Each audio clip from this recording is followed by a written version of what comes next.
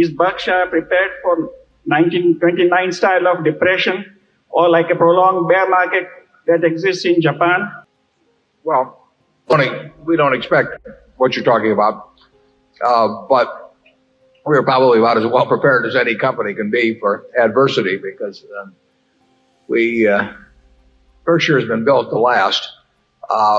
Net, we would benefit over a 20-year period by having some periods of terrible markets periodically in that 20-year period. That doesn't mean we're wishing for them, and it doesn't mean they're going to happen. But we make our money by allocating capital well, and the lower the general stock market would be, the better we can allocate capital. So we're well prepared, but we're not necessarily expecting. Charlie?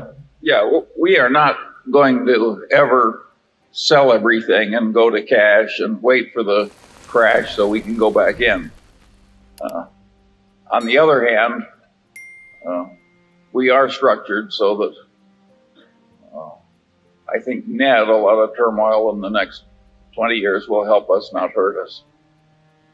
I don't mean it'll be pleasant to go through the down cycle, but it's part of the game.